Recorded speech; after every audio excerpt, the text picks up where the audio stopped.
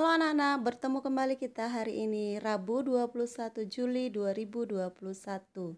Tetap semangat ya, kemarin kan udah dapat libur 1 hari.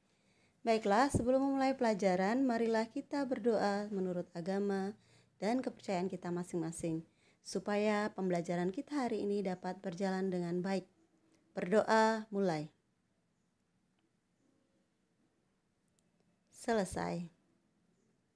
Tematik tema 1, indahnya kebersamaan. Subtema 1, keragaman budaya negeriku. Muatan pelajaran Bahasa Indonesia KD 3.1 dan 4.1.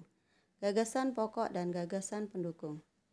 Tujuan pembelajaran kita hari ini adalah peserta didik dapat mengetahui perbedaan gagasan pokok dan gagasan pendukung. Tujuan yang kedua, peserta didik dapat menentukan gagasan pokok dan gagasan pendukung sebuah paragraf. Masih ingat ya apa itu gagasan pokok? Kita mengulang kembali materi minggu lalu supaya anak-anak benar-benar mengerti dan bisa mencari gagasan pokok dan gagasan pendukung dalam suatu paragraf. Gagasan pokok adalah ide utama atau bisa juga tema atau topik yang dibahas dalam suatu bacaan yang dapat berupa kalimat inti atau pokok paragraf. Sedangkan gagasan pendukung adalah uraian atau informasi tambahan mengenai gagasan pokok tadi, ditambah lagi informasinya. Itu ya, tentu saja yang mendukung dan berhubungan dengan gagasan pokok. Nah, ini berikut cara menentukan gagasan pokok dan gagasan pendukung.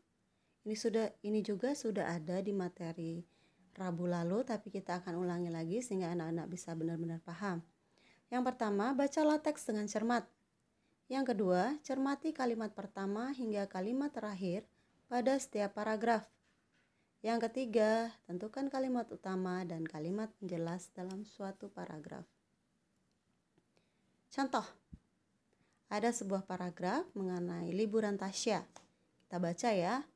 Liburan tahun ini menjadi liburan yang paling menyenangkan bagi Tasya. Saat liburan sekolah, ayah dan ibu mengajak Tasya berlibur ke Pulau Bali. Tasya belum pernah ke Bali sebelumnya. Liburan ini merupakan pengalaman pertama Tasya berkunjung ke Bali. Gagasan pokoknya ada di kalimat yang pertama ya. Liburan tahun ini merupakan liburan yang paling menyenangkan bagi Tasya. Dan gagasan yang mendukungnya, yang pertama, Tasya belum pernah ke Bali. Dan yang kedua, pengalaman pertama berkunjung ke Bali. Lalu ada perbedaan gagasan pokok dan gagasan pendukung. Gagasan pokok adalah topik yang dibahas pada suatu teks. Gagasan pokok merupakan inti paragraf. Di situ ada bacaan suku Palembang. Gagasan pokoknya yang mana? Itu ada tanda atau tulisan yang diwarnai orange.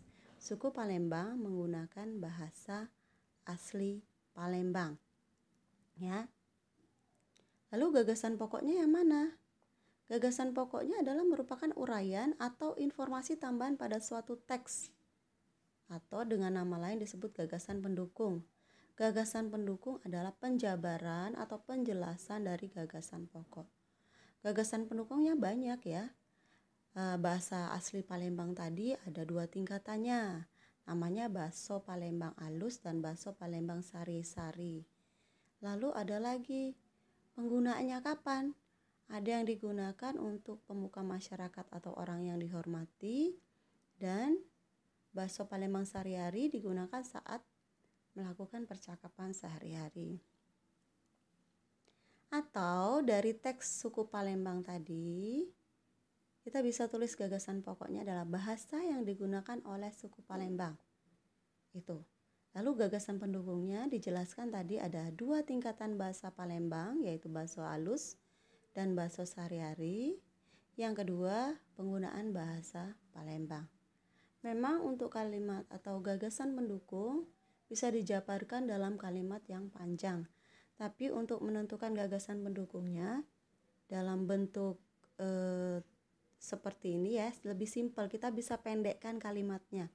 Kalau tadi kan dijelaskan ya bahasa Palembang, bahasa sehari-hari, bahasa halus, kita cukup tuliskan 2 tingkatan bahasa Palembang.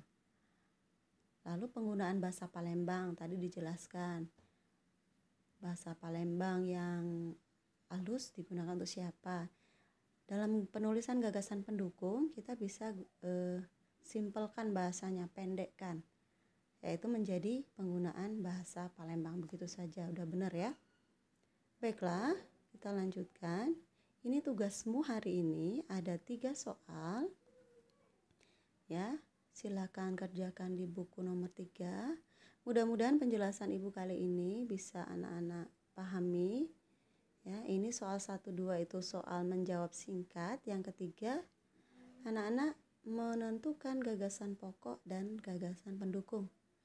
Kali ini tidak ditulis dalam diagram tapi ditulis biasa saja ya, ditulis dalam bentuk biasa. Yang di dalam kotak pink itu teksnya, yang di bawahnya di dalam kotak biru cara anak-anak menyajikan gagasan pokok dan gagasan pendukung. Baiklah, sekian materi dari ibu hari ini. Terima kasih atas perhatiannya. Selamat belajar, selamat mengerjakan tugas. Tetap semangat.